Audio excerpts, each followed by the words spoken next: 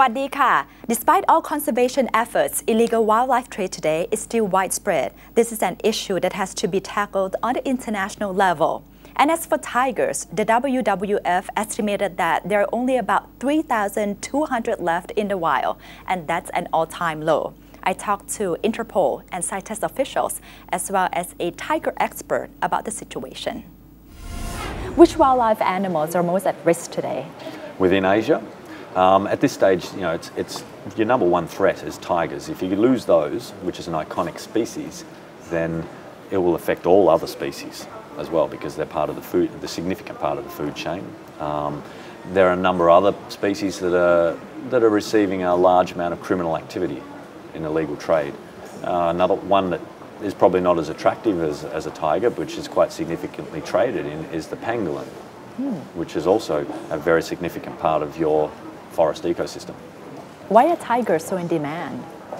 People, communities around the world there's traditional medicines. They use some of the products of species for traditional medicine purposes, to make them feel better, get healthier, to give them other benefits, etc.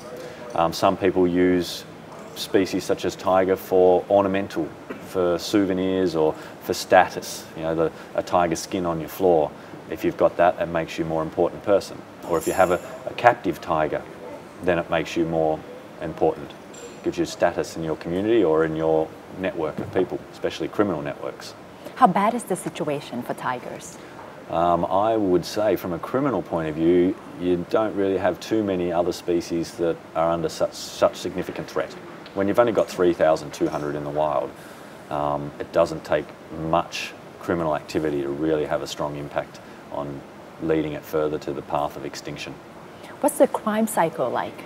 We're trying to encourage countries to start communicating tiger-related criminal information and intelligence with each other, so we can get some strategic and tactical analytical reports and assessments done on who is involved. And then when we know who's involved, then we can work together on combating them and bringing them down. But does the demand usually come from Asia or from other continents in the world? Well, in the open source arena, everybody says, yes, it's within Asia, the demand. But, there's communities all around the world that still want these things, that use wildlife, that will use tiger products in their own community, wherever they are. What about the trend of wildlife crime in general? Yeah. Is it getting worse? Yeah, I'd say that there is an increase in wildlife crime. The law enforcement response is starting to improve to combat it. Some of the aspects that we need as a global community and in national communities is we need to start looking at what impact wildlife crime has on our economy, on our political stability, and our societal structure, our community structure. If you live in a regional area within Thailand and tigers are in your community, if you lose them from your community, you've got interaction with them. Sure, they will eat you, in some cases, obviously. But if you completely lose them, then it will have an impact on your community, because they are an iconic species, but you rely upon them, even though you don't really know that you do. What is Interpol doing about these crimes? Okay. Interpol is an international information and intelligence exchange organisation for police and law enforcement.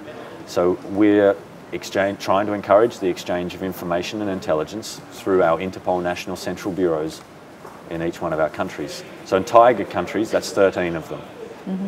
Right, that's 13 tiger range countries, and Thailand's obviously one of them. And we have an Interpol national office here in Thailand. So we're encouraging wildlife enforcement agencies and police and customs to start channeling their information through Interpol to another country that needs that. So Thailand may have information that relates to tiger crime in Nepal, a criminal that's operating there. So you can communicate and exchange and work together, because it's all about working together. Does the Interpol actually know how many gangs are out there in the world for that other coordinate crimes? For wildlife crimes? Yeah. For crimes in general, yes, Interpol and our member countries know criminal networks that are at play. And criminal networks generally operate because they want to make money. That's what they're doing. And they'll they'll get involved in a criminal activity to make that money, and if that happens to be profitable to get involved in tiger crime, they will. They'll also be doing drugs. They'll also be human trafficking. There's these crossover elements that a criminal is a criminal by nature. It's a job for them, and they'll steal, take, do everything to make that money. And if that's tigers today, then that's what they'll do. Do these gangs also involve politicians or high-ranking officials in various countries as well? That's why it's so in demand, and it keeps going on despite all the laws. Corruption, that's basically a corruption question. Of course corruption exists in our communities. We all know that. Does it exist in wildlife and the environment? Yeah, for sure. There are people out there that give in to temptation at all levels of our society, at the hard-working people, at our leaders as well, for sure. But it doesn't mean all of them are, but some within our community are, for sure.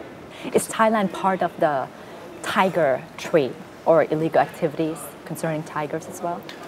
Thailand is a country that has tigers. It's one of the 13 tiger range countries. Tiger crime occurs in each one of those. Somebody kills a tiger, and there are tigers being killed in Thailand. And there was the Thai police and the national environmental police response about last week went and inspected a zoo and a number of zoos with regards to tiger-related crime.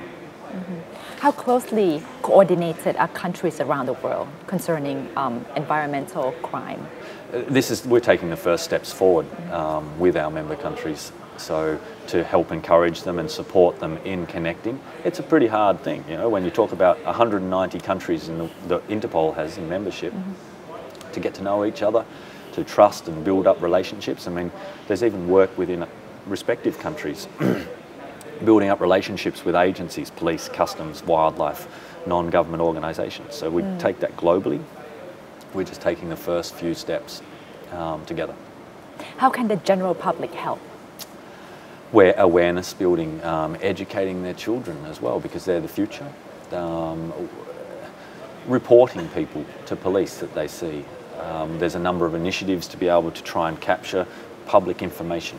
The public are one of the biggest tools for law enforcement in detecting crime. So let's get involved with them and ask them to give us information about who they see in their community that may be exploiting their resources and their wildlife or their environment.